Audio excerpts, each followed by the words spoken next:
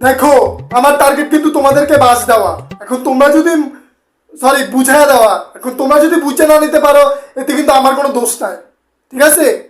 আচ্ছা আমি এখন টিউশনিতে আসছি, পরে কথা বলবো, ঠিক আছে?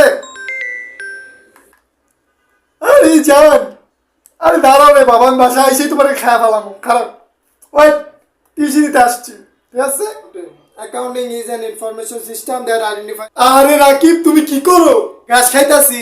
ঠিক আছে গরু বললা কথা, তুমি পড়াশোনাও করো দেখি, চেহারা দেখে কিন্তু মনে হয় না তুমি পড়াশোনাও করতে পারো। আচ্ছা তুমি কি প্রত্যেকবার এতটাই কষ্ট করো? হ্যাঁ, এর শর্ত ফেল করো। আচ্ছা এত বছর পাস করো না, এখন কেমনে করবা? স্যার টিউশনি পড়াতে আসেন, টিউশনি পড়ান। ঠিক আছে, কিন্তু আগে বলে রাখি পরীক্ষা ফেল করলে কিন্তু আমার দোষ নয়। আপনার কেন মনে হয় আমি ফেল করবো? কারণ তুমি অলরেডি 4 বার ফেল করছো।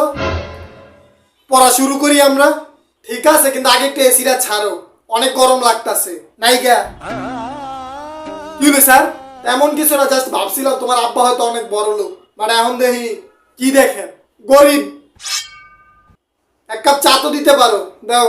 নাইগা আমি আগে যে বাসায় টিউশনি করাইতাম ওই বাসায় আমাকে প্রতিদিন নাস্তা দিত, তুমি কি জানো? তো ওই বাসাতেই পড়ান। আচ্ছা চলো আমরা পড়াশোনা শুরু করি। আচ্ছা কালকে যে আমি সূত্রগুলো দিছিলাম ওগুলো মুখস্থ করছিলাম? হ্যাঁ করছি। বাহ সাব্বাস, কিন্তু মনে নাই। তো কি মনে আছে তোমার? স্যার আমার মনে আছে, আপনি কালকে জাইঙ্গা করেন নাই। তুই কেমনে জানলি?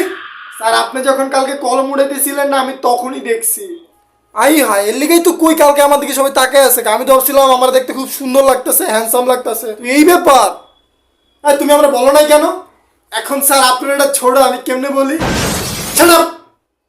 স্যার আমি কিন্তু ছোট ফুটার কথা বলতেছি।